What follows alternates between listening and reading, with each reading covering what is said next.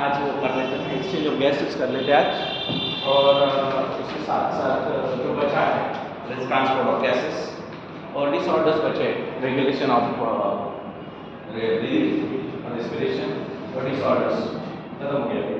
तो आज चैप्टर खत्म कर लेंगे हम लोग। करो स्टार्ट। माइक्रो टेस्ट बाद में करोगे, मतलब ये खत्म हो जाएगा फिर। क्योंकि अभी बाकी टॉपिक थोड़ा आगे है, क्वेश्चन के टॉपिक थोड़ा आगे थोड़े से आगे किए ना, वो करना ही है। तो बात कर रहे थे लास्ट लेक्चर में, बात किया हम लोगों ने about the mechanism of breathing. Breathing का मैकेनिज्म कैसे होता है, मैकेनिज्म की बात कर रहे थे। तो दो स्टेप में ब्रीदिंग कंप्लीट होती है। कौन सा है? इनहेलेशन एंड एक्सहेलेशन, ठीक है, या इंस्पिरेशन और एक्सपिरेशन। तो अभी इनहेलेशन जो है, इनहेलेशन के जब बारे में बात कर रहे हैं हम लोग, तो इनहेलेशन जब होता है तो क्या क्या चेंजेस हम लोग को देखने को मिलते हैं। जैसे कि थोरेसिक वॉल्यूम बढ़ेगा या कम होगा? इनहेलेशन करेंगे तो क्या होगा? बढ़ेगा। थोरेसिक वॉल्यूम बढ़ेगा तो प्रेशर इंक्रीज होगा या डिक्रीज होगा? डिक्रीज होगा, बरोबर। अब प्रेशर डिक्रीज हो रहा है, क्यों? क्योंकि वॉल्यूम इंक्रीज हो रहा है। तो ये किसके हेल्प से किया जा रहा है? इनहेलेशन किसके हेल्प से? दो muscles, intercostal muscle, external intercostal muscle and internal. पहला डायफ्राम, दूसरा इंटरकोस्टल मसल्स। इंटरकोस्टल मसल्स दो तरीके के होते हैं, external intercostal muscles and internal intercostal muscles. Inspiratory muscles किसको कहा जाता है? इंस्पिरेटरी मसल्स किसको कहा जाता है? Inspiratory. External intercostal muscles are called as inspiratory muscles. कल बोला था मैंने कि इंस्पिरेशन के लिए जो मसल्स होते हैं रिक्वायर्ड, कौन से कॉन्ट्रैक्ट होते हैं इंस्पिरेशन के समय पे? कॉन्ट्रैक्शन किसका किसका होता है?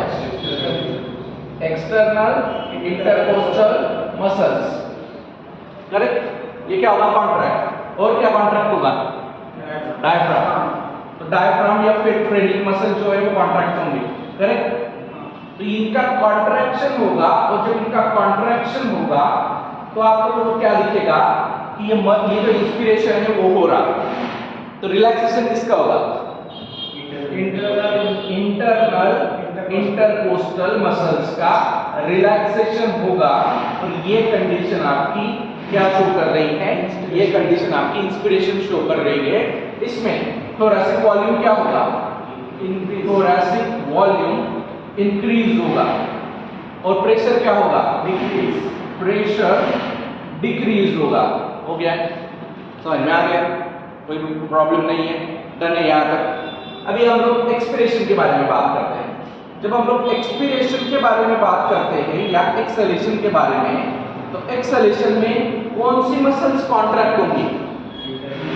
कौन सी मसल्स कॉन्ट्रैक्ट होंगी? Internal intercostal muscle contracts. और कौन सी मसल रिलैक्स होंगी? External intercostal muscles, external intercostal muscles and diaphragm. Antagonistic muscles कौन है यहाँ पे?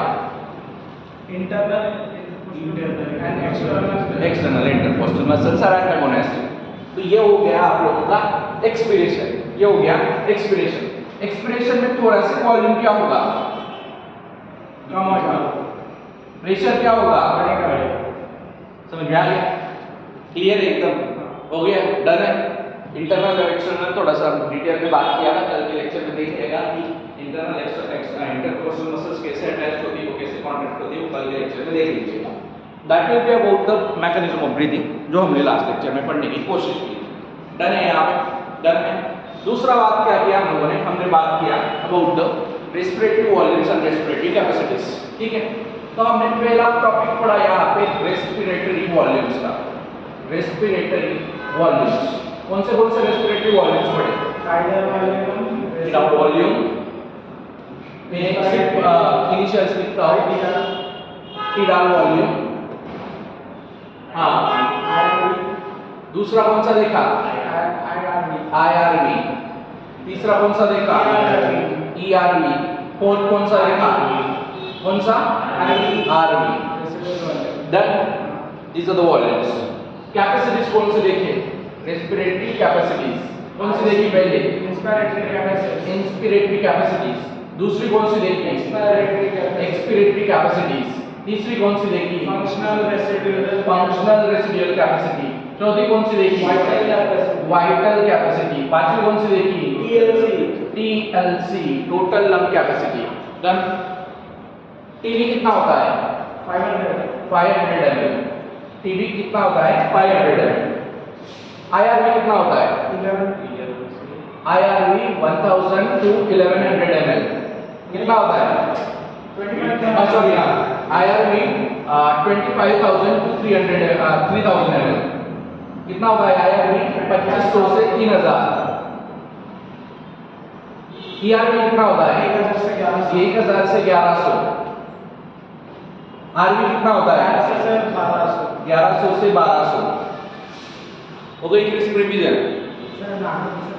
हाँ, 8% क्या क्या? 8% अच्छा ठीक है, बता दो थोड़ा सा। ठीक है, ये बता दो थोड़ा सा। हो गई क्या क्रिस्प रिवीजन? हाँ, आई सी क्या है? Inspiratory capacities. इंस्पिरेटरी कैपेसिटीज मतलब क्या होता है? कितनी हवा अंदर ले सकते हैं। तो इंस्पिरेटरी कैपेसिटीज हमारा क्या होगा? TV plus IRV। कितना होगा? 3000 से 3500। कितना होगा? 3000 से 3500 ml। एक्सपिरेटरी कैपेसिटीज कितना बाहर निकाल सकते हैं मैक्सिमम, उसको क्या? TV plus ERV। कितना है टीवी? 500 प्लस आपका ERV कितना है? 1000 से 1100। मतलब टोटल कितना हो जाएगा? 1500 से 1600। डन है? डन है? FRC क्या है? Functional residual capacity. Functional residual capacity. तो ये क्या है? फंक्शनल रेसिडुअल कैपेसिटी में क्या आएगा? Functional residual capacity. तो फंक्शनल रेसिडुअल कैपेसिटी मतलब जो बच जाता है, जो फंक्शनल होता है, उसको हम लोग फंक्शनल रेसिडुअल कैपेसिटी बोलते हैं after the expiration. Normal expiration के बाद जो बच जाता है, तो नॉर्मल एक्सपिरेशन के बाद क्या क्या बच जाता है आपका? आपका क्या बच जाता है? क्या बच जाता है? RV। हाँ, प्लस ERV प्लस ERV। दो बार ERV हो गया। नहीं, RV कितना था? हाँ, तो ये हो गया। यहाँ पे मट मिटा दूंगा।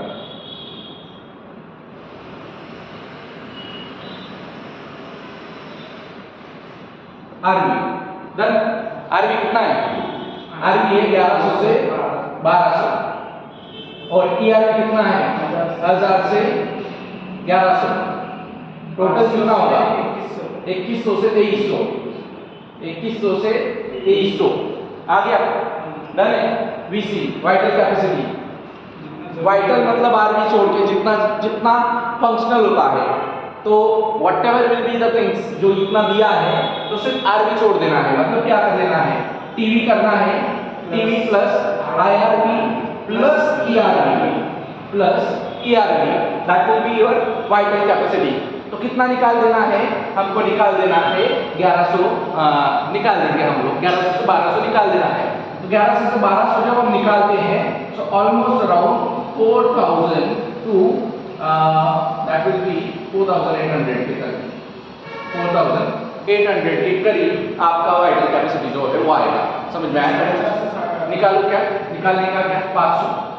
500 प्लस IRV कितना था? 2500 से 2500 से 3000 प्लस ERV कितना था? 1000 से 1100। बस मिला लीजिए सारी चीजें।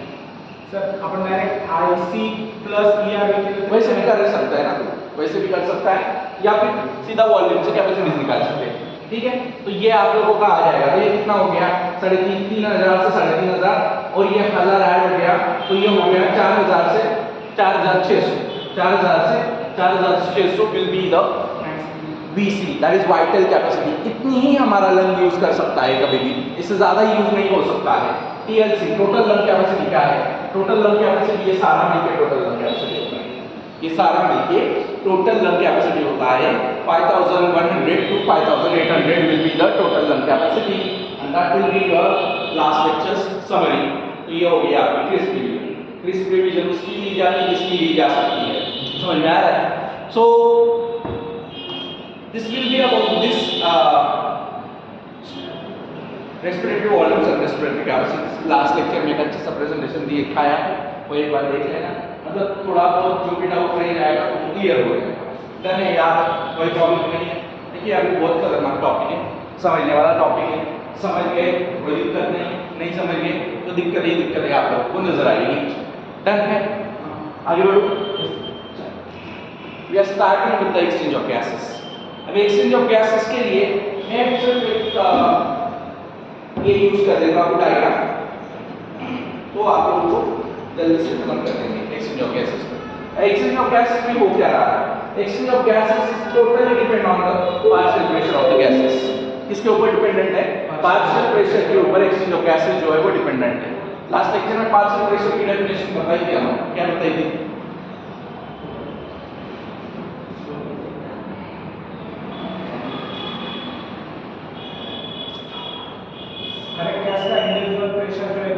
एकदम सिंपल सी चीज लैंग्वेज में बताई थी लोकेश, तू नहीं था कल, तो इसको फिर से एक बार बताने की कोशिश करता हूँ जिससे उसके दिमाग में, तेरे दिमाग में भी वो चीज़ें जो है वो रह जाए। ठीक है, कौन सा चैप्टर चल रहा है?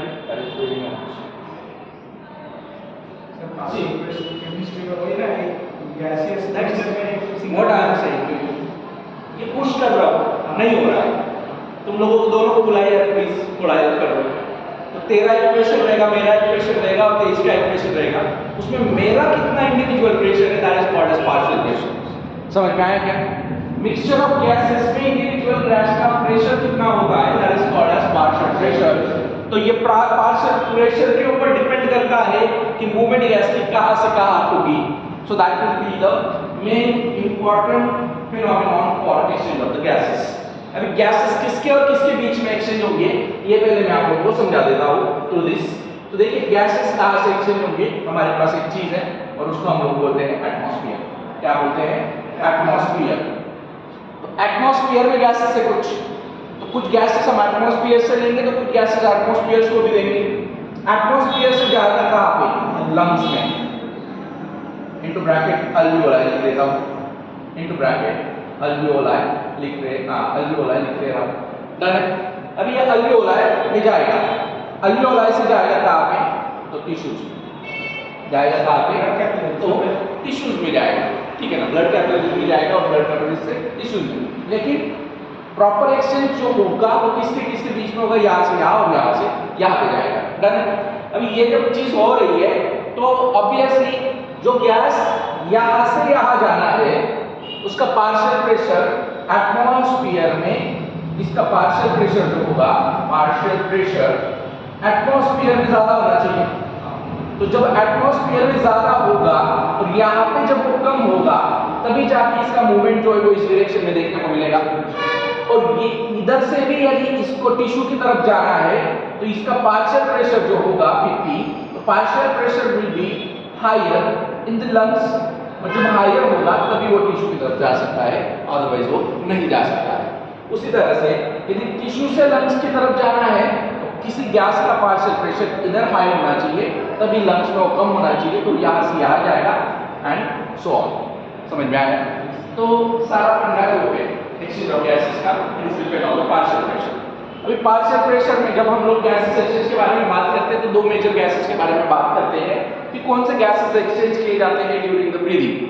ब्रीदिंग के समय कौन से गैसेस एक्सचेंज किए जाते हैं? O2 and CO2। सब छोटे बच्चों को पता है कि भाई कौन से गैसेस एक्सचेंज होते हैं, तो वो होते हैं O2 और CO2।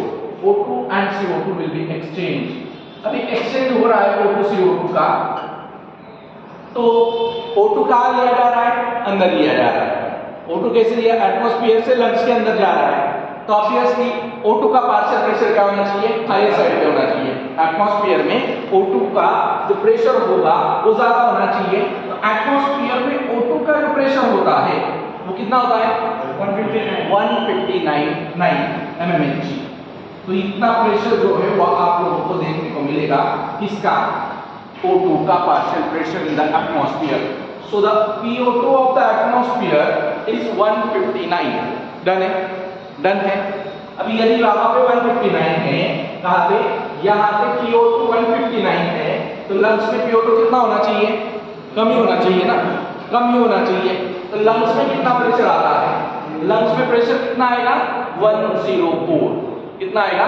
104। तो यहाँ पे आपका प्रेशर आ गया 104। डन है।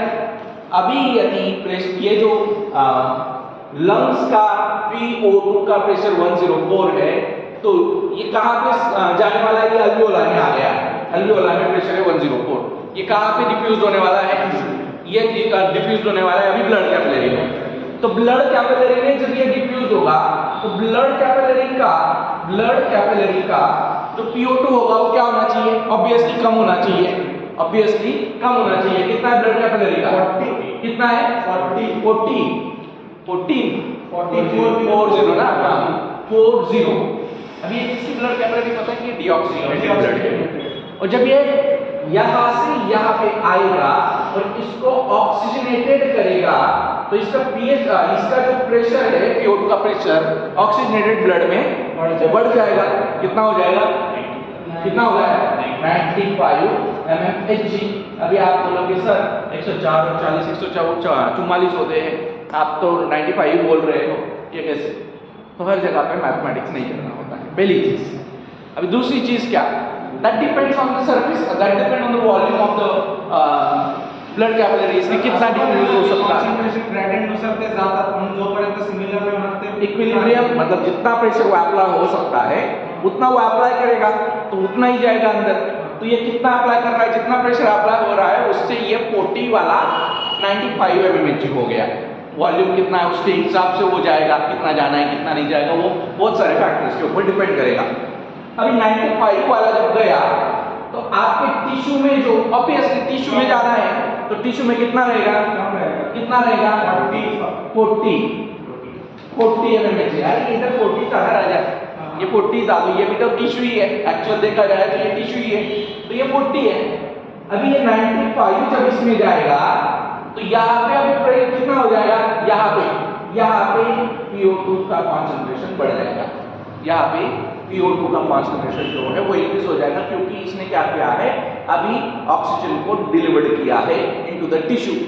It will be variable in different tissues.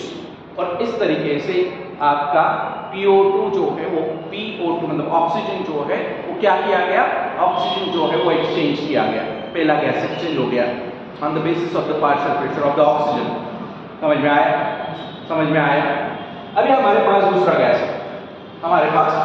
Gas है, PCO2। ठीक है, हमारे पास कौन सा है? CO2 है, उसका पार्शियल प्रेशर देख रहे हैं हम लोग। ऑब्वियसली पार्शियल प्रेशर जो है एटमॉस्फेयर में PCO2 का पार्शियल प्रेशर कितना है? 0.3, सबसे कम है। तो 0.3 है तो इतना तो पता चल गया, जिधर इसका कम होगा उधर की तरफ CO2 भागेगा, तो एटमॉस्फेयर की तरफ CO2 भागेगा। डन है? हाँ। फिर अभी एटमॉस्फेयर से ये क्या मतलब ये उल्टी साइड से आएगा। ये कहां से आएगा एटमॉस्फेयर की तरफ? ये आएगा अल्वियोला या फिर अल्वियोला से आएगा।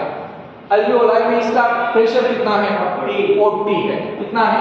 40 है। अभी अल्वियोला में 40 है तो फिर नीचे ज्यादा होना चाहिए, क्योंकि वो अल्वियोला में आने वाला है। तो नीचे मतलब ब्लड कैपिलरी में इसका कितना होगा?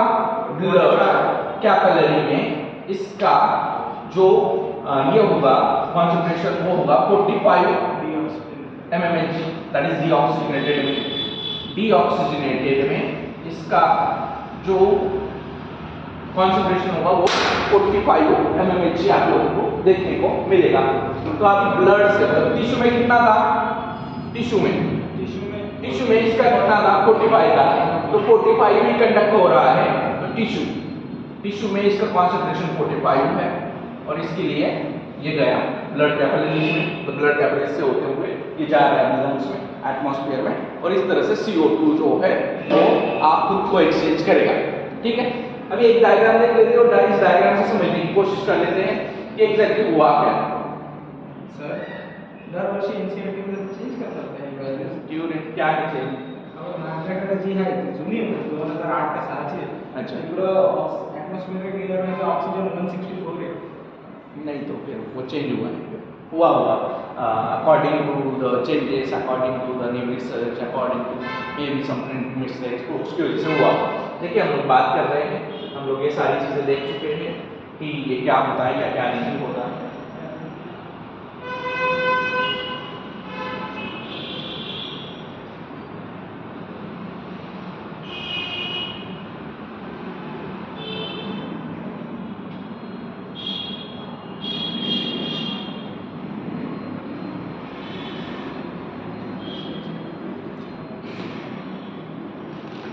So this is gas exchange, alveolar blood to tissue।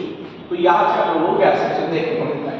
Gas exchange किसके ऊपर डिपेंडेंट है? Pressure, concentration, gravity, solubility of the gases, thickness of the membrane, surface area of the respiratory membrane, इसके ऊपर ये डिपेंडेंट होता है। दिस इज द टेबल जो हम लोगों ने अभी जस्ट बात की। तो ये टेबल एज इट इज आपके एनसीईआरटी में दिया गया है कि किस तरह से वैल्यू जो है वो आप लोग को देखने को मिलती है। जैसे एटमॉस्फेरिक में 159 जो हम लोगों ने लिखी, PCO2 के एटमॉस्फेयर में 0.3, अल्वियोलाई में PO2 104, अल्वियोलाई में 40, डीऑक्सीजनेटेड ब्लड में 40 PO2 and this is 45 in deoxygenated blood PCO2। Then oxygenated blood में PO2 95 and PCO2 40 and tissues में PO2 40 एंड PCO2 45 होगा। तो ये हम लोगों ने बात किया। अभी ये डायग्राम में आप लोगों को समझाने की कोशिश कर रहा हूँ।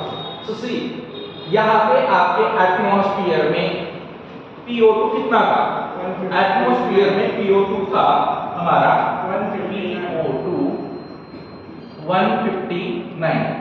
159 होने की वजह से यहाँ पे PO2 कितना है लंग्स में? 104। तो इसीलिए मूवमेंट कैसे होगा? Atmosphere to alveoli. डन है। फिर यहाँ पे आपका PCO2 कितना है? PCO2 है 0.3। तो मूवमेंट कैसे होगा? यहाँ क्यों? क्योंकि यहाँ पे PCO2 40 है, तो 40 छोटा है या 0.3 छोटा है? 0.3 छोटा है। तो 40 से कहाँ जाएगा? 0.3 की तरफ जाएगा, क्योंकि उसको वो 40 का बनाने की कोशिश कर रहा है। वो होगा नहीं, वो बात अलग है, बट मूवमेंट जो है वो यहाँ पे देखने को आप लोगों को मिलेगा। अभी ये हो गया ये दोनों गैसेस के बारे में, भाई PO2 क्यों अंदर आ रहा है और PCO2 क्यों बाहर जा रहा है। अभी अल्वियोलाई में PO2 अंदर आएगा, अल्वियोलाई से PO2 अंदर आएगा। क्यों? क्योंकि यहाँ पे जो प्रेशर है PO2 का वो कितना है? वो सिर्फ 40 mmHg है। कहाँ पे? डीऑक्सीजनेटेड ब्लड में PO2 इज ओनली 40 mmHg, और 40 mmHg है, और यहाँ पे कितना है? यहाँ पे है 104 mmHg। तो मूवमेंट कहाँ देगा? ये यहाँ पे देगा। तो ये यहाँ पे देने की वजह से ये कितना हो गया? ये 95 mmHg हो गया। PO2 कितना हो गया अभी? 95 mmHg। अब ये 95 mmHg है, ये कहाँ पे जा रहा है? ये जा रहा है हार्ट में। हार्ट से ये सप्लाई किया जा रहा है टू द डिफरेंट टिश्यूज। अभी टिश्यूज कब लेगा? जब उसका कॉन्सेंट्रेशन ऑलरेडी कम होगा PO2 का, तभी टिश्यू ऑक्सीजन ले सकता है। इसीलिए टिश्यू में जो पार्शियल प्रेशर होता है वो कितना होता है? 40 mmHg। PO2 का जो प्रेशर होता है वो 40 mmHg होता है, और इसीलिए 95 mmHg वाला PO2 मतलब ऑक्सीजनेटेड ब्लड इसको ऑक्सीजन डिलीवर करेगा। इसको क्या डिलीवर करेगा? ऑक्सीजन डिलीवर करेगा। और जब ये ऑक्सीजन डिलीवर करेगा तो यहाँ से जब ये इसके पास ऑक्सीजन डिलीवर होगा तो इसके पास CO2 का कॉन्सेंट्रेशन बढ़ा हुआ है। इधर कितना है? इधर CO2 का कॉन्सेंट्रेशन 45 mmHg है। इधर कितना है CO2 का कॉन्सेंट्रेशन? 40 mmHg है। कहाँ पे जाएगा CO2? ब्लड कैपिलरीज में। ब्लड कैपिलरीज से होते हुए कितना लेके जा रहा है ब्लड कैपिलरीज? 45 mmHg CO2 लेके जा, PCO2 लेके जा रहा है। तो ये कहाँ पे? हार्ट में गया, हार्ट से लंग्स की तरफ गया। अभी लंग्स में यहाँ पे ब्लड कैपिलरी में PCO2 है 45, यहाँ कितना है? 40 है। मूवमेंट कहाँ होगा? यहाँ पे होगा। यहाँ पे गया, यहाँ से फिर बाहर निकल गया, and that is the gases exchange. Gases exchange में 3 मेम्ब्रेन्स इंपॉर्टेंट होते हैं। कौन से? आप लोगों को 3 स्ट्रक्चर जो है वो देखने जरूरी है। पहला, हमारे पास पहला जो मेम्ब्रेन है या पहला जो स्ट्रक्चर है वो है आपका अल्वियोलाई का लेयर। कौन सी लेयर? स्क्वैमस एपिथेलियम से बनी हुई लेयर है, और ये लेयर जो होती है ये सिंगल सेल लेयर होती है। दूसरा कौन सा? दूसरा होता है आपका बेसमेंट सब्सटेंस। बेसमेंट सब्सटेंस मतलब क्या? जो ये अल्वियोला है, तो इस अल्वियोलाई के ऊपर ये स्क्वैमस एपिथेलियम यदि है, तो यहाँ की एक स्क्वैमस एपिथेलियम किसके ऊपर अरोज्ड है? तो ये अरोज्ड है आपके बेसमेंट लेयर के ऊपर। तो ये बेसमेंट मेम्ब्रेन वाला स्ट्रक्चर। और लास्ट आपके पास क्या है? तो लास्ट है आपके पास यहाँ पे ब्लड कैपिलरी, यहाँ पे है आपकी ब्लड कैपिलरी, और ये ब्लड कैपिलरी की जो लाइनिंग होती है ये एंडोथेलियम से बनी होती है, और ये तीनों मिलके आपका डिफ्यूजन करने के लिए रिस्पॉन्सिबल होते हैं। इसका मेम्ब्रेन का ये थिकनेस हम देखें, तीनों मिलके जो मेम्ब्रेन का थिकनेस होता है वो 0.5 माइक्रोन इतना होता है। मतलब कितना? आरबीसी के 15 गुना छोटा, करीब 15 से 16 गुना छोटा आरबीसी से। और इसीलिए गैसेस का एक्सचेंज जो है वो इजीली यहाँ से यहाँ हो जाता है। That will be about the exchange of gases. इतना समझ में आ गया है? डन है, एकदम क्लियरली डन है, कोई डाउट नहीं है। चलिए अभी हम लोग बात करेंगे about the transport of gases. अभी हम बात करेंगे about the transport of gases. Done है? ट्रांसपोर्ट ऑफ गैसेस जो है, तो CO2 किस तरह से ट्रांसपोर्ट किया जाता है टुवर्ड्स द टिश्यू तक CO2 कैसे पहुंचाया जाता है, उसके बारे में हम लोग बात करेंगे। और हम लोग बात करेंगे इस O2 को और CO2 को कैसे टिश्यू से और टिश्यू तक पहुंचाया जाता है। तो पहला लेंगे हम लोग, अब पहली बात करेंगे हम लोग अबाउट द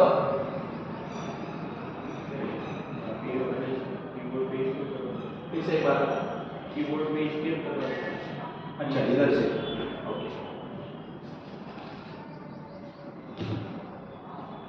बात कर रहे हैं ट्रांसपोर्ट ऑफ गैसेस के बारे में। Transport of gases,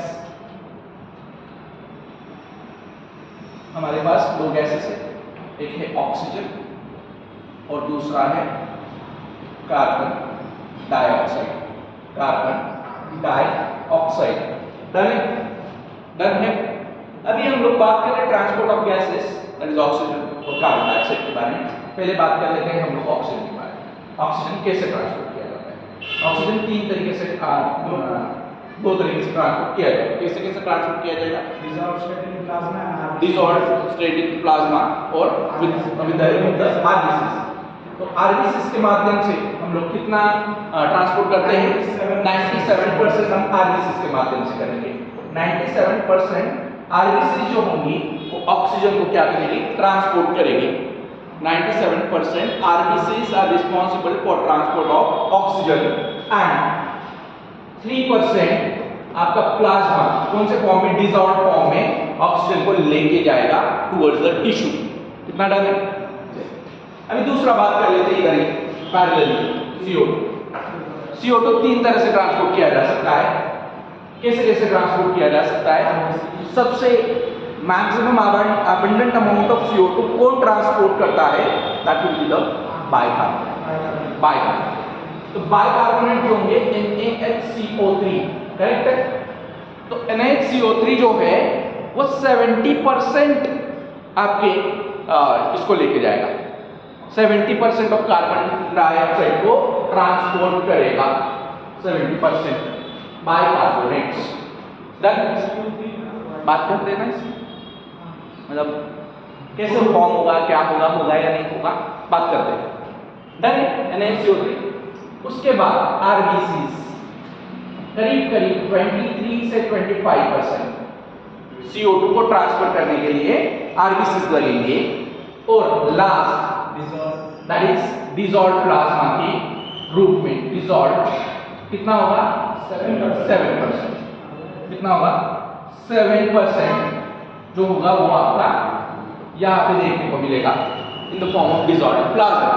done? हो गया सो? हो गया सो? डन।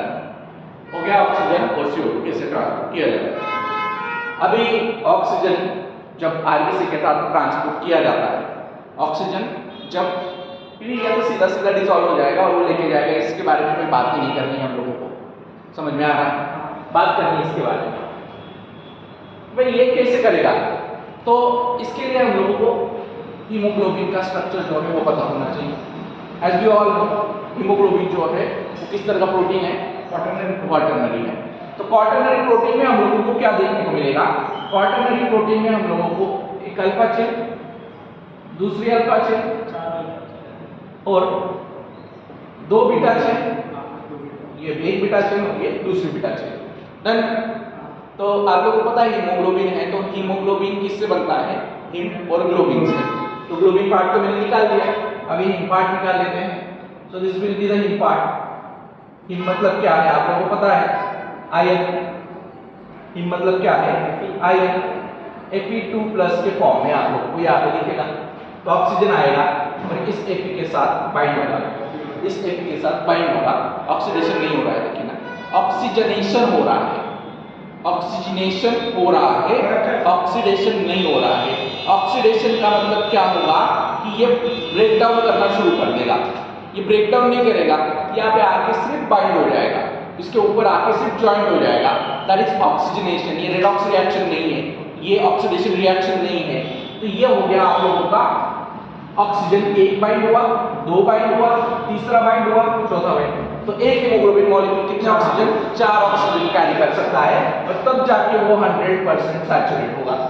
जब 4 अवेलेबल हो गए तभी जाके वो एक हीमोग्लोबिन मॉलिक्यूल कंप्लीटली सैचुरेट होगा, अदरवाइज वो कम सैचुरेशन शो करेगा।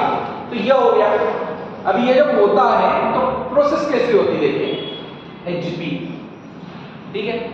अभी HbO2 इसको लिखते हैं हम लोग ऑक्सीहीमोग्लोबिन, इसको क्या बोलते हैं? ऑक्सीहीमोग्लोबिन। लेकिन एक्चुअल में ये HbO2 नहीं है, तो ये Hb+O2, ठीक है। Hb+O2, फिर ये क्या हो गया? ये HbO2 हो गया, लेकिन ये एक्चुअल में नहीं है, तो हमारा Hb, एक Hb हीमोग्लोबिन अभी O8 होता है। तो Hb4O8 will be the final stage. Hb4O8 एक O2 लेके जाता है, एक को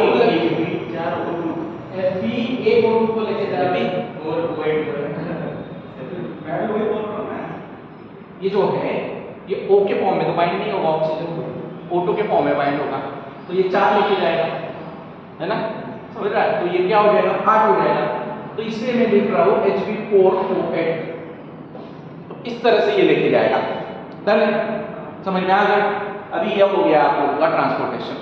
लेकिन इसमें सबसे इंपॉर्टेंट चीज है oxygen dissociation curve.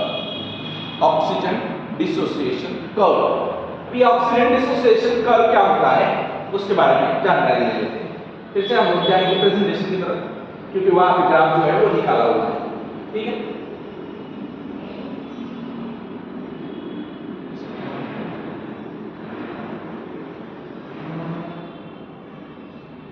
Hb4+4O2 give rise to Hb4O8. Done? हाँ? अभी हम लोग बात कर रहे हैं about the oxygen dissociation curve. So this is the oxygen dissociation. Before going to the oxygen dissociation curve, I just want to ask you how much gram of Hb is present in the 100 ml of blood? 14 to 16 gram. 14 to 16 ग्राम। हम लोग average पकड़ते हैं 15। हम लोग average पकड़ते हैं 15 gram of haemoglobin in the 100 ml of blood. Done? हाँ please. Sir mail में ऐसा माना जाता है कि 14 to 16 और फीमेल में माना जाता है 12 to 14। करेक्ट है, करेक्ट है। ऐसा अलग-अलग क्यों दोनों में? फिजियोलॉजिकल एक्टिविटीज अलग-अलग होती है।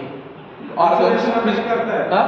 मेंस्ट्रुएशन अफेक्ट करता है क्या? मेंस्ट्रुएशन अफेक्ट करेगा क्या मतलब क्या कि भाई लॉस ऑफ ब्लड की वजह से नहीं, उसका कोई लेना देना नहीं है। द अमाउंट ऑफ आयरन वो डिसाइड करेगा।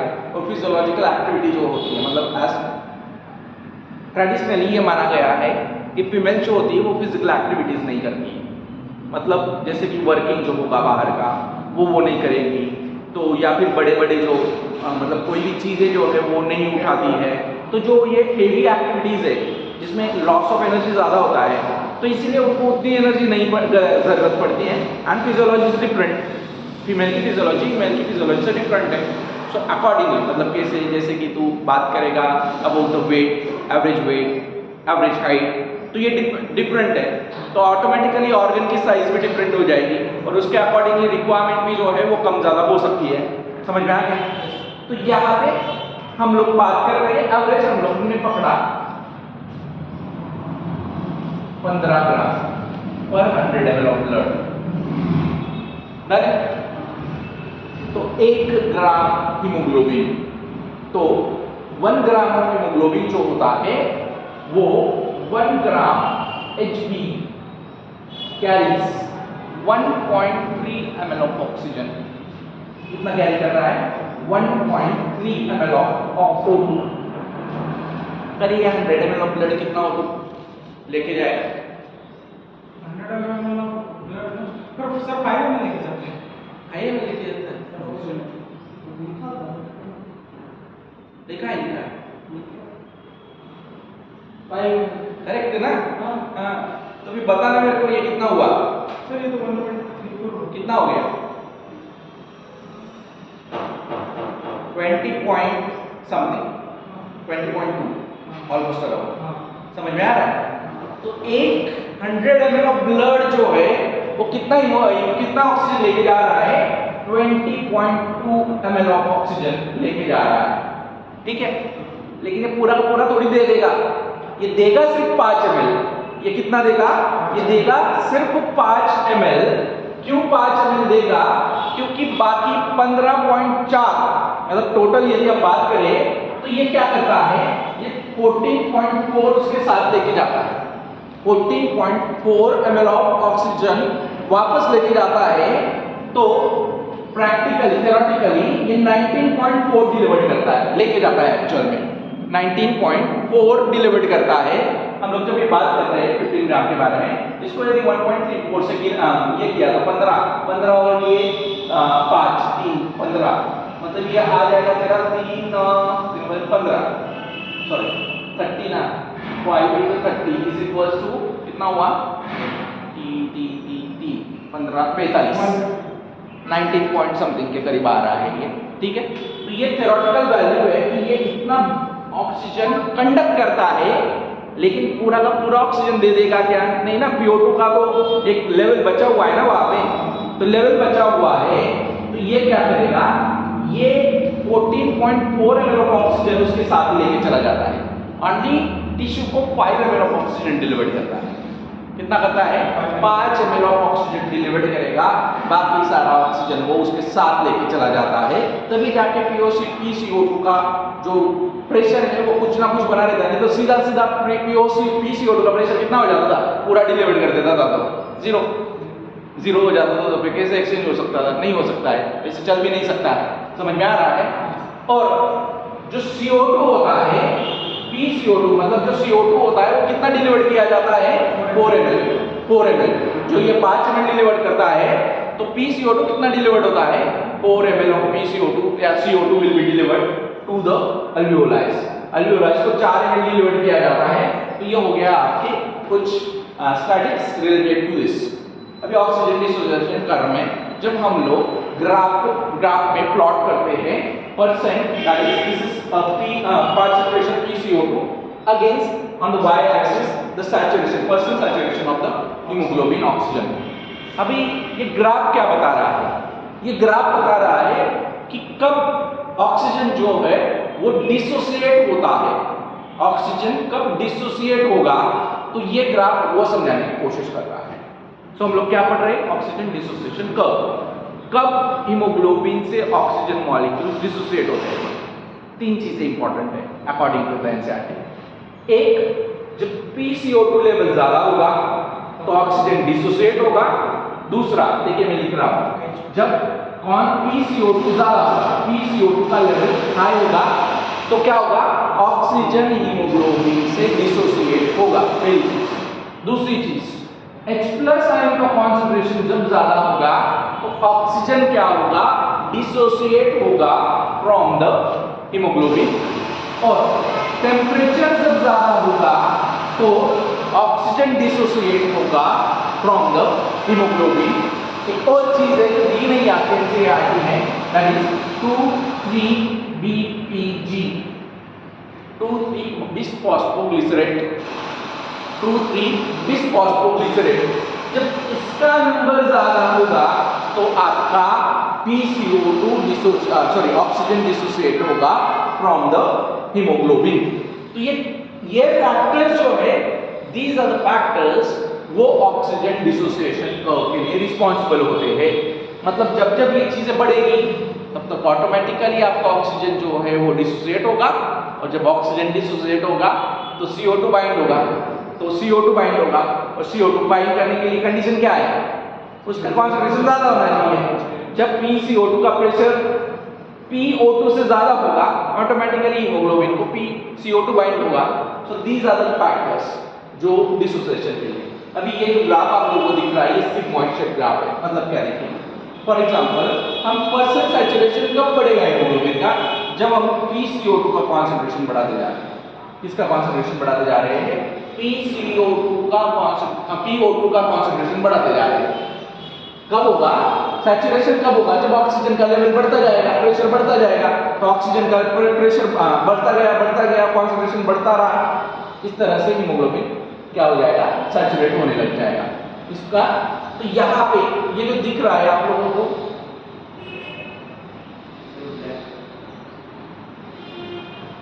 यहाँ पे ये जो वैल्यू है, this value is P50 value, जहां पे आधा haemoglobin at this concentration will be saturated. PO2 के कौन से वैल्यू पे, ऑलमोस्ट अराउंड यहाँ पे हम देखेंगे तो 24 के नहीं 24 में आएगा, 28 आएगा। 28 के वैल्यू पे आपका 28 जब PO2 था, 28 जब PO2 था, तो आपका 50% ऑफ हीमोग्लोबिन जो है वो सैचुरेटेड है। अभी इसकी वैल्यू जब चेंज होगी, क्योंकि देखिए कैसे क्या हो रहा है, दिस कॉन्सेंट्रेशन जो है PO2 का is directly proportional to the saturation of the haemoglobin. Correct है। अभी इसका एफिनिटी जो होगा, तो एफिनिटी अभी इस क्या होगा देखिए, either it can be shift to this, either it can be shift to this. समझ में आ रहा है? अभी ये कैसे ये नॉर्मल कंडीशन है, this is normal physiological condition. Normal में आप लोगों को ये दिख रहा है ग्राफ, लेकिन जब हम लोग बात करेंगे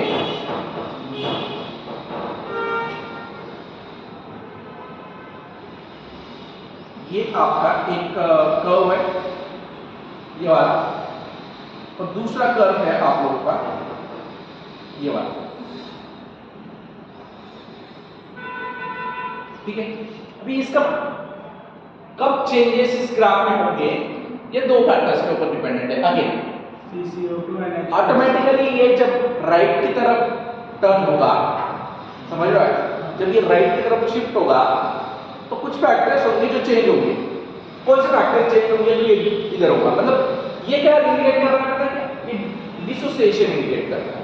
when the graph, the sigmoid graph turns towards the right की तरफ टर्न हो रहा है ना, तो राइट की तरफ जब शिफ्ट हो रहा है तो ये डिसोसिएशन इंडिकेट कर रहा है। डिसोसिएशन किसके ऊपर डिपेंडेंट होता है, ऑक्सीजन का, दिस फैक्टर्स आर रिस्पांसिबल। जब इनका कॉन्सेंट्रेशन बढ़ेगा ऑटोमेटिकली ये राइट की तरफ, क्योंकि फिर इसका कॉन्सेंट्रेशन बढ़ेगा तो क्या होगा, ऑक्सीजन डिसोसिएट होने लगेगा, और ऑक्सीजन डिसोसिएट होने लगेगा तो आपका P50 जो है वो इंक्रीज हो जाएगा, P50 जो है वो इंक्रीज हो जाएगा। तो अभी देखिए, अभी percent saturation of haemoglobin is inversely proportional to what, P50, inversely proportional to the P50। समझ में आया? अभी यहाँ पे ये कब इंक्रीज होगा, जब आपका P50 कम होगा। P50 जब कम होगा, तभी P50 कब कम होगा, जब एफिनिटी बढ़ेगी टुवर्ड्स द ऑक्सीजन। एफिनिटी कब बढ़ेगी, जब ये पोजीशन वाइस वर्सा हो जाएगी, ये वाइस वर्सा हो जाएगी, दैट्स इट। तो ऑटोमेटिकली आपका जो ग्राफ है वो शिफ्ट होगा टुवर्ड्स द लेफ्ट। तो ये कब, जब आपके इसकी कॉन्सेंट्रेशन कम होंगे तब, और जब वो राइट की तरफ शिफ्ट होगा कब, जब आपका कॉन्सेंट्रेशन जो है इसका कम होगा तब बढ़ेगा तब। समझ में आया? This is called as Bohr's effect, इसको बोला जाता है बोहर्स इफेक्ट। इसको क्या कहा जाता है? Bohr's effect. समझ में आया? क्लियरली समझ में आ गया? ये समझ में आया है? आ गया समझ में? अपन समझ में आया? देख क्या लिखा है? Sigmoid curve obtain when percent saturation is between, ये ग्राफ प्लॉट किया, इसके आगे प्लॉट किया परसेंट सैचुरेशन ऑफ हीमोग्लोबिन। इस हीमोग्लोबिन कैसे कैसे सैचुरेट, जैसे जैसे ऑक्सीजन सप्लाई करते जाएंगे बॉडी को, मेरा ऑक्सीजन क्या हो रहा है? सैचुरेट हो रहा है ना, लेकिन वो एक स्पेसिफिक लेवल तक, क्योंकि मेरे अंदर एक अमाउंट ऑफ आरबीसीज है जो अमाउंट ऑफ एचपी कैरी करते हैं, तो उतना ही ऑक्सीजन में कि पूरे वर्ल्ड का ऑक्सीजन में ले लूंगा और फिर मैं चलता ही रहूंगा। That's why the graph is not like this, straight नहीं है हमारा ग्राफ। क्यों नहीं है? क्योंकि हम एक लिमिटेड ऑक्सीजन जो है तो उससे सैचुरेट हो सकते हैं, हमारा एचपी जो है, तो ये यहाँ पे आके स्टेबल हो जाएगा, that will be the saturation 100%। लेकिन जब वो 50% सैचुरेट होता है तो वो एक स्पेसिफिक लेवल पे सैचुरेट होता है, and that will be about this. किस तरह से ये ग्राफ जब राइट की तरफ टर्न होगा, शिफ्ट होगा, तो किसकी वजह से? जब ये सारे फैक्टर्स, क्योंकि PCO2 का कॉन्सेंट्रेशन बढ़ रहा है, तभी जाके डिसोसिएशन होने वाला है। तो ये कहाँ पे होगा पता है? ये कंडीशन कहाँ पे होगी तुम्हारी? ये वाली, मतलब ये ग्राफ आपको कहाँ पे देखने को मिलेगा? ये वाला, ऐसे वाला, राइट की तरफ शिफ्ट हुआ वाला ग्राफ कहाँ पे देखने? टिश्यू में। टिश्यू में से किसमें? हाँ, वो चीज़ अलग है। उसमें तो ऑक्सीजन की वजह से हो रहा है ना, उसमें CO2 की वजह से नहीं हो रहा है। हाइपोक्सिया जिसको बोला जाता है, उसको हम लोग बोलते हैं हाइपोक्सिया, कि भाई लेस ऑक्सीजन होना, वो कंडीशन है, वो डिसऑर्डर है हाइपोक्सिया वाला। समझ रहे हो?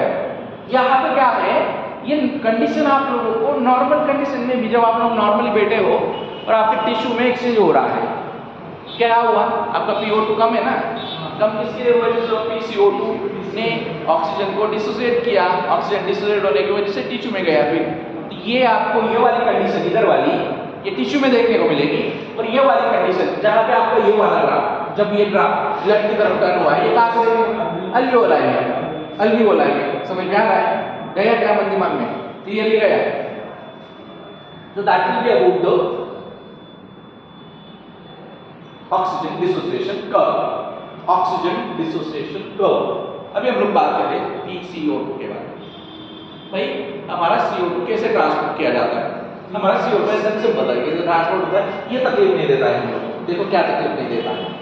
हमारा CO2 को एज कार्बोनिक एसिड ट्रांसपोर्ट किया जाता है, एज कार्बोअमीनो हीमोग्लोबिन ट्रांसपोर्ट किया जाता है, and as a bicarbonate transport किया जाएगा। तो अभी यहाँ पे जब हम लोग देख रहे हैं तो तीन तरीके हैं हमारे CO2 को ट्रांसपोर्ट करने के लिए। पहले तो CO2 बनेगा हमारे टिश्यू में, ठीक है? अभी टिश्यू में जब ये बन रहा है तो this is the blood capillary, ये टिश्यू दिया गया है आप लोगों के पास। अभी टिश्यू में जब बनेगा तो 93% डिफ्यूजन इनटू द आरबीसीज, ये आपका ऑक्सीजन का हो गया। अभी ये ऑक्सीजन का हो गया तो अब आपका जो CO2 होता है वो कैसे कैसे डिफ्यूज हो रहा है? 23 से 25% क्या डिफ्यूज कर रहा है? जस्ट 1 मिनट, 23 से 25% आरबीसीज में, करेक्ट है? उसके बाद कितना 70% NaCO3 के फॉर्म में, और 7% डिसॉल्व्ड प्लाज्मा। देखिए एकदम आसानी से समझा देता हूँ, पीछे वाला समझिए, ऑक्सीजन डिसोसिएशन का ये चीज आसानी से समझाने की कोशिश करता हूँ।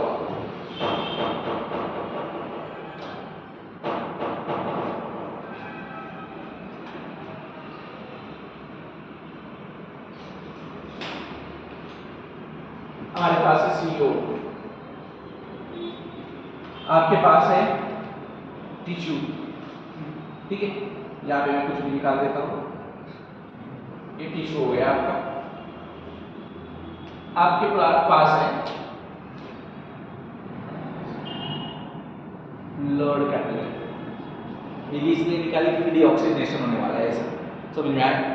अब ये जो ब्लड कैपिलरी है, यहाँ पे आपके आरबीसीज होंगे, ये आरबीसीज निकाल देते हैं, ये आरबीसीज ना एक ही निकाली सर, राइट वन। हाँ समझ में आ गया? हाँ अभी यहाँ पे क्या होगा? CO2 जो है वो डिफ्यूज होगा from tissue to the blood capillary, तो 7% तो सीधा सीधा चला गया और डिसॉल्व हो गया, खत्म हो गया। अभी बात करनी है 93 to 95% के बारे में, ठीक है? अभी हमारा 70% कैसे जाता है ये बात करेंगे। 70% जाता है हमारा बाइकार्बोनेट के फॉर्म में, तो ये CO2 यहाँ से यहाँ आया और यहाँ से यहाँ जाएगा, CO2 जब यहाँ से यहाँ जाएगा तो ये किसके साथ कंबाइन होगा? वाटर के साथ। किसके साथ कंबाइन होगा? वाटर के साथ। CO2 प्लस वाटर क्या बनेगा? कौन बनाएगा? आरबीसी नहीं बनाएगा, ऑब्वियस है, उधर से इधर निकाला इसे। कौन बनाएगा? एंजाइम और carbonic anhydrase. Carbonic anhydrase biomolecule में भी बताया था आप लोगों को। बायोमोलिक्यूल जब पढ़ा रहा था तो उसमें बताया था कि भाई जब हम वो एंजाइम से रिएक्शन करते हैं तो उसका रेट जो होता है, ट्रांजिशन स्टेट को कैसे नीचे लाता है, एक्टिवेशन एनर्जी को कैसे नीचे लाता है, तो ये बताया था आप लोगों को। H2CO3 बनाएगा। अभी ये H2CO3 जो है, देखिए क्या है, ये H2 और ये इधर का CO3 हो गया, है ना? H2CO3 बना दें। H2CO3 will be converted into HCO3 plus HCO3 minus plus H plus minus, that is again carbonic anhydrous। समझ में आया? अभी आपके आरबीसी में क्या है, तो ये दूसरी आरबीसी में यहाँ निकाल देता हूँ। दूसरी आरबीसी भाई अभी यहाँ पे क्या बन गया है, ये दूसरी आरबीसी में जब ये रिएक्शन कंप्लीट होगी तो हमारे पास क्या है, HCO3 माइनस है प्लस H प्लस है। समझ गया? कैसे H प्लस का कॉन्सेंट्रेशन बढ़ा, समझ रहे हो? H प्लस का कॉन्सेंट्रेशन बढ़ा, इसीलिए डिसोसिएशन होने वाला है। अभी CO2 बनेगा तो ये बना रहा हूँ मैं CO2, लेकिन H प्लस तो बना दिया मैंने, और जब CO2 बनेगा तो ऑटोमेटिकली टेम्परेचर हाई हो जाता है। तो तीनों कंडीशंस मैंने बता दिया आप लोगों को, समझ में आ रहा है? अभी ये CO3 जो होगा it will be come out from the RBCs. क्या होगा? HCO3 minus come out from the RBCs. क्या पे NaCl है, NaCl है, तो ये HCO3 माइनस के साथ रिएक्ट करेगा, तो देखिए रिएक्शन क्या होगी, HCO3 plus NaCl give rise to NaHCO3 plus Cl minus। ठीक है? अभी ये NaCl माइनस हो जाएगा, Na तो लगा दिया ना, Cl माइनस से बच गए। ठीक है? कहाँ पे तो जाएगा ना थोड़ी देर में, तो जाएगा थोड़ी देर में, तो अभी हमारे पास Cl माइनस है। ठीक है? अभी ये जा रहा है ब्लड, कहाँ पे जा रहा है? अल्वेओलाई के पास। जब जा रहा है तो ये Cl माइनस जो होगा it will enter into the RBC, और आरबीसी में एंटर होगा तो वो वहां पे, यहाँ पे क्या बना दिया है बताइए, यहाँ पे H था, H प्लस था ना, H वैसे ही रखा गया था, तो ये H और Hb कंबाइन हो गए और उन तीनों ने हीमोग्लोबिन एसिड बना दिया। ये बफर की तरह काम करता है पीएच को मेंटेन करने के लिए, HHB। तो ये HHB बना दिया था। अभी HHB जब बना दिया तो Cl माइनस जाएगा, तो Hb के साथ से ये H हटेगा और Cl के साथ कंबाइन हो जाएगा, ये Cl बना देगा, ये HCl बना देगा। समझ में आ रहा है? और जब ये HCl बना देगा, this is called as chloride shift. इसको क्या बोला जाता है? क्लोराइड शिफ्ट हुआ, कहाँ पे शिफ्ट हुआ? Into the RBCs. इसको ही बोला जाता है हैम्बर्ग्स फेनोमेनन। इसको क्या बोला जाता है? Hamburger's phenomenon. क्लोराइड का शिफ्ट हुआ from plasma to the RBCs, ये हो गया हैम्बर्ग्स फेनोमेनन। समझे? हाँ सर, HCl वाढते हैं पण आपल्या ब्लडचा pH तर 7.4 अल्कलाइन मीडियम असतो। 7.4 कब होता है? ऑक्सीजनेटेड जब होगा तो 7.4 होगा। अभी सॉरी ये होगा सर, वेन्स और आर्टरीजचे वेगवेगळे pH आहेत का? ऑब्वियसली अलग अलग रहेगा कि कौन सा, लेकिन यहाँ पे बफर है ना, यहाँ पे बफर है तो ये मेंटेन करता रहेगा उसके अकॉर्डिंगली। तो पीएच जो होगा फिर वो 7.4 ही दिखाएगा कि बफर का काम क्या है। बफर का काम ही वही है कि भाई पीएच को मेंटेन करते रहना। डन है? तो अभी यहाँ पे आप लोगों का Cl माइनस हो गया, डन हो गया। अभी ये जा रहा है, देखिए क्या क्या है भैया, क्या डीऑक्सीजनेटेड कैपिलरी में आपका क्या क्या है? डीऑक्सीजनेटेड कैपिलरी में आपके पास NaCO3 है जो 70% है, जो 70% है। 7% आपके पास प्लाज्मा में CO2 डिसॉल्व्ड है, 77% हो गया। 23% क्या करेगा? 23 to 25% ये किसके साथ कंबाइन होगा? They will be combined with the haemoglobin, और वो बना देगा कार्बामिनो हीमोग्लोबिन। और ये 23% कार्बामिनो हीमोग्लोबिन के साथ ऐसा 100% जाएगा टुवर्ड्स द अल्वेओलाई।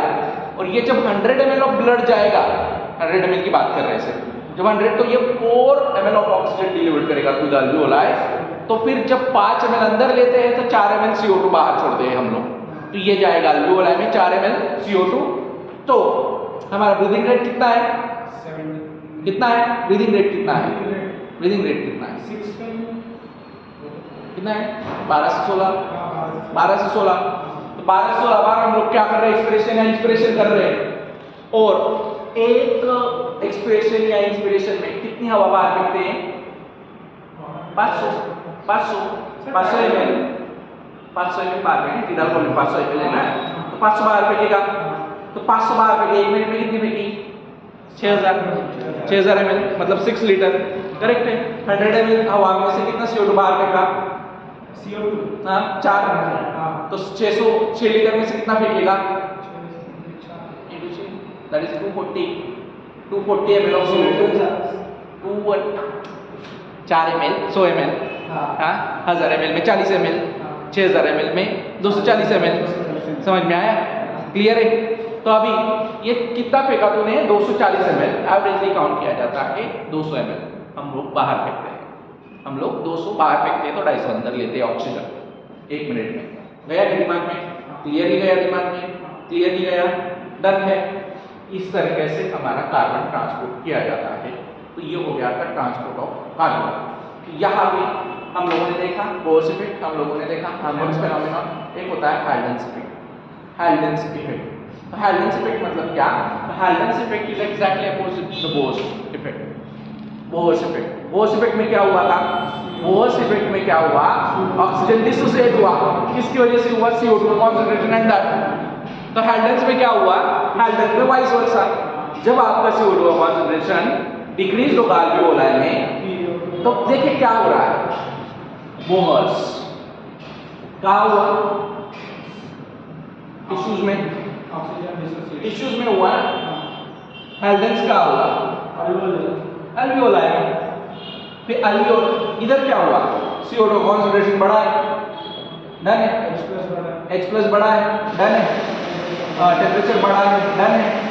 यहाँ पे एग्जैक्टली वाइस वर्सा क्या होगा? CO2 कम होगा, H+ कम होगा, टेम्परेचर कम होगा, बढ़ेगा क्या? यहाँ पे O2 इंक्रीज होगा, यहाँ पे क्या होगा? O2 डिक्रीज होगा। तो डिसोसिएशन होगा, यहाँ पे एसोसिएशन होगा। समझ में आया? This is Haldane's and this is Bohr's. Simple. मतलब हम एग्जैक्टली ऐसा बोल सकते हैं कि वाइस वर्सा मैकेनिज्म चलता है टिश्यू और अल्वियोलाई में, और तब जाके ट्रांसपोर्टेशन जो है वो कंप्लीट होता है, and that will be about the transport of gases. गया दिमाग में? सही में गया? सही में गया?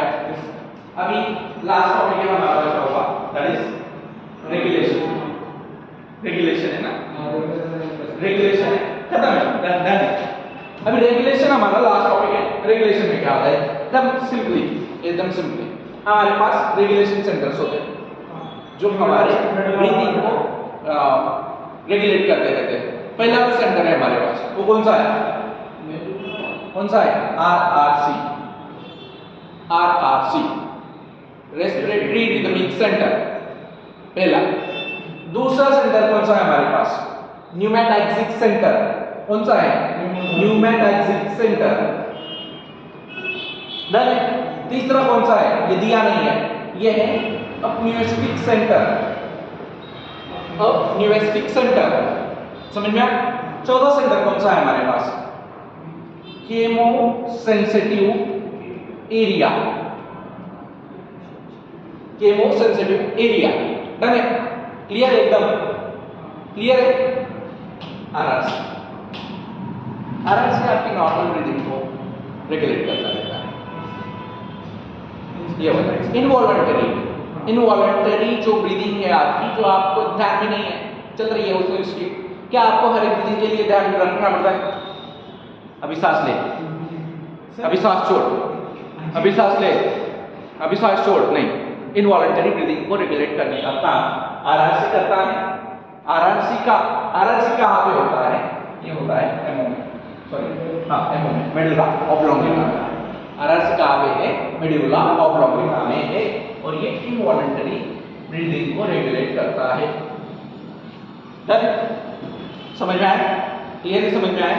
चलिए आगे। हाँ बोलो सर, आपण जेव्हा वॉलंटरी ब्रीदिंग इन्स्पिरेशन इन्स्पिरेशन करतो आणि त्यासाठी तेवढंच म्हणजे CO2 आणि O2 आपण हे करतो ना एक्सपायर वगैरे पर तेरा ब्रीदिंग रेट बढ़ गया है वॉलंटरी जब आपला अभी सर फॉर एग्जाम्पल तूने सोच फॉर एग्जाम्पल डिफिकल्टी होते कधी मी म्हणजे असं ट्राय केलेलं आहे इलॉजिकल आहे कधी आपण श्वास घेतो किंवा श्वास हे करतो तर उलट कमी गेलं पाहिजे ना कारण आपण पॉज घेतो मध्ये मग आपलं जे आउटपुट आहे ते कमी झालं पाहिजे तू वॉलंटरी कब करता है जब तेरे को पता है कि मैं थक गया हूँ हां तो तेरा वॉलंटरी याद क्या रहता है यही बोल रहा हूँ वॉलंटरी ठीक है कौन करेगा न्यूमेटिक्स सेंटर ये क्या करता है ये रेस्पिरेटरी टाइम को रिड्यूस करता है ये क्या करेगा रेस्पिरेटरी टाइम को रिड्यूस करेगा रेस्पिरेटरी टाइम को रिड्यूस करेगा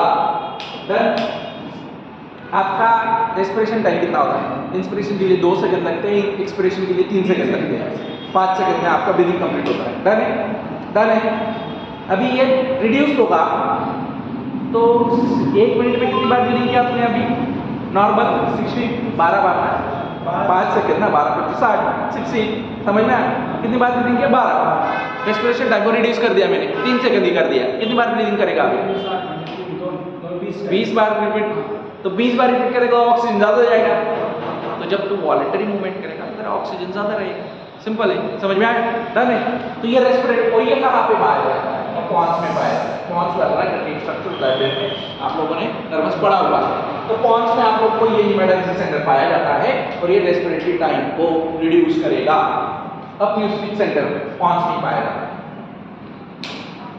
अपन्यूस्टिक सेंटर क्या करता है ये रेस्पिरेटरी टाइम को बढ़ाने का काम करता है अपन्यूस्टिक सेंटर ये भी पॉन्स में पाया जाता है ये बढ़ाएगा तो ऑटोमेटिकली ब्रीदिंग रेट को नॉर्मलाइज करने का काम तो रेगुलेशन करने का काम ये 2 चीजें करती है ये एंटागोनिस्ट के लिए काम करती है नाम ही वैसा है उसका apneustic and pneumotaxic centre chemosensitive area this is sensitive to the CO2 concentration and H+ concentration this is sensitive to the ये भी MO में पाया जाएगा ये कहाँ पे पाया जाएगा MO में पाया जाएगा मेडुला ऑब्लोंगेटा में और ये किसके लिए सेंसिटिव है this is sensitive to CO2 and H+ not for the O2 concentration O2 कितना आ रहा है कितना जा रहा है उससे उसका लेना इसके सेंसेस क्या बताते हैं पता है कि ब्रेन को मेडुला ऑब्लोंगेटा में ये क्या बताते हैं भाई CO2 का लेवल बढ़ गया है जल्दी जल्दी से ऑक्सीजन ले ऑब्वियसली CO2 का लेवल बढ़ जाएगा मतलब क्या ऑक्सीजन का लेवल कम हो गया है तो ये क्या बोल रहा है भाई CO2 का लेवल बढ़ गया है टेक द ऑक्सीजन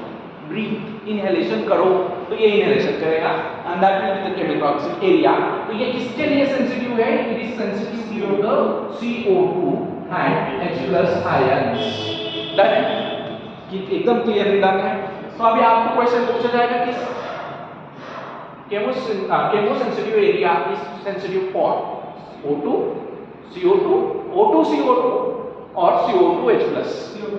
समझ में आया? It is not at all sensitive to the O2.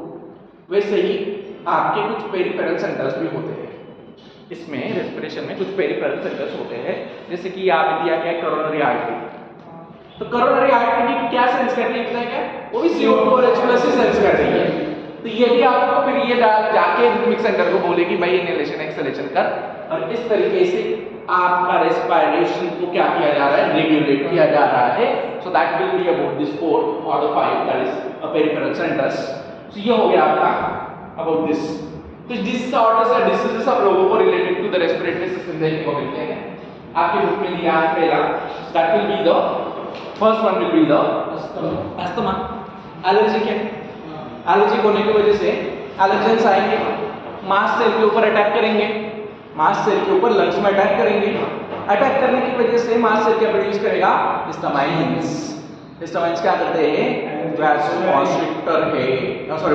वैसोडायलेटर्स है डायलेट करेंगे वेसल्स को लेकिन ब्रोंकोकॉन्स्ट्रिक्टर है ब्रोंकाई को कॉन्स्ट्रिक्ट कर देते हैं इसकी वजह से इन्फ्लामेशन हो जाता है आपके ब्रोंकाई में इन्फ्लामेशन होने की वजह से विजलिंग साउंड जो है प्रोड्यूस होता है विसल वाला साउंड विजिंग साउंड जो विसल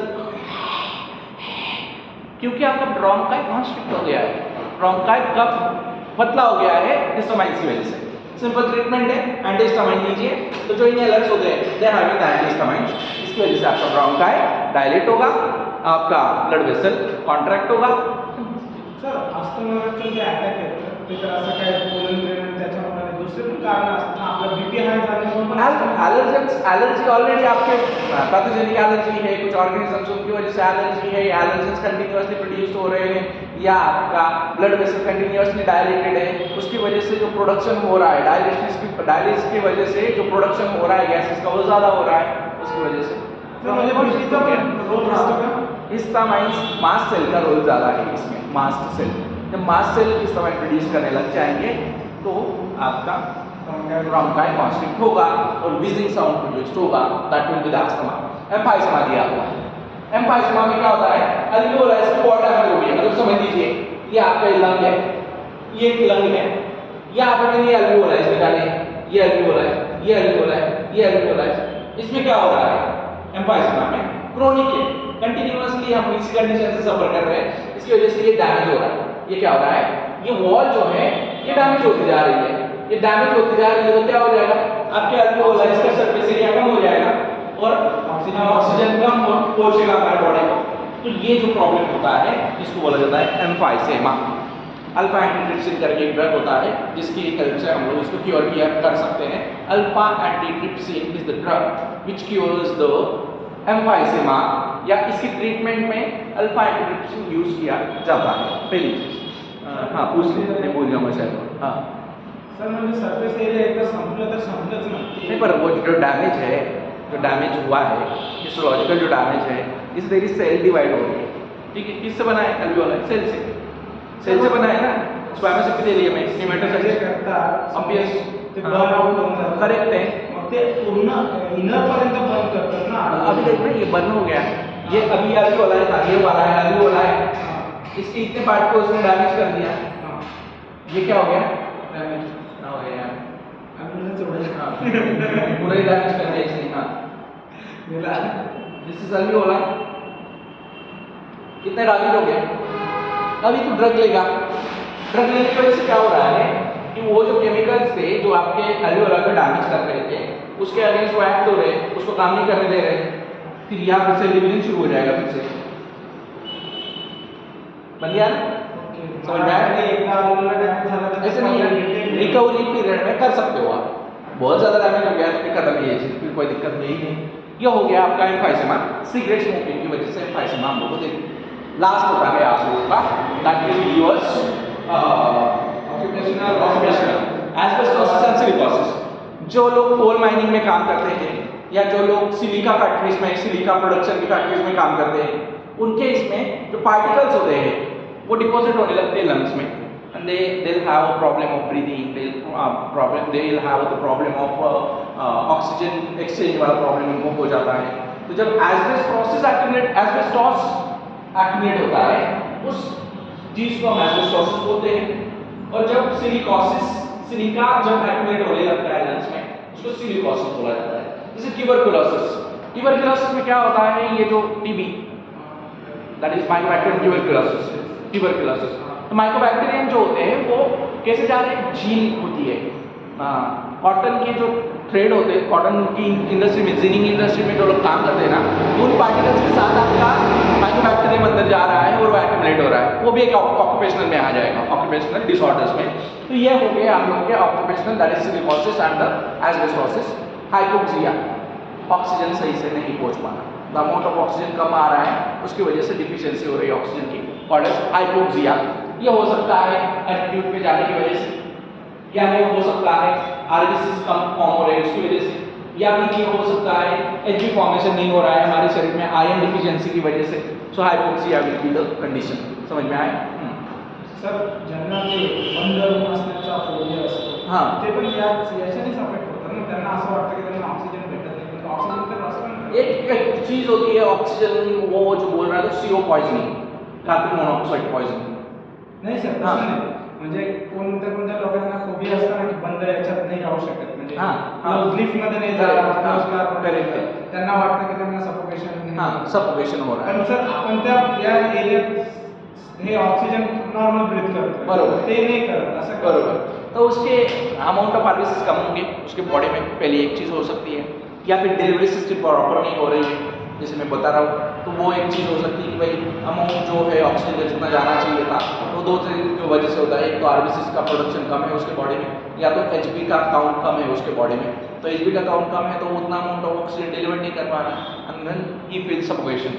लेकिन सफोकेशन यदि एग्जैक्टली देखना है तो कार्बन पॉइजनिंग में, कार्बन मोनोऑक्साइड पॉइजनिंग में देखना। जब इनकम्प्लीट कंबशन होगा, इनकम्प्लीट कंबशन होगा तो फिर सफोकेशन करें। वो इसीलिए कभी भी बंद कमरे में किसी भी तरह का बर्निंग वगैरह जो है वो नहीं करना चाहिए, क्योंकि फ्रेश एयर आती रहेगी, ओ उसके साथ सी के साथ कंबाइन होता है या CO2 फॉर्म करेगा।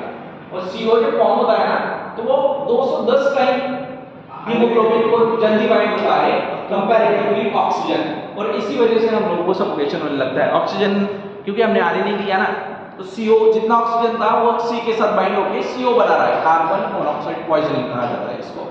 And this is all about the chapter. तो ये हो गया हमारा रेस्पिरेशन एंड ब्रीदिंग। अभी मोस्ट प्रोबेबली नेक्स्ट लेक्चर में कौन सा स्टार्ट करना है?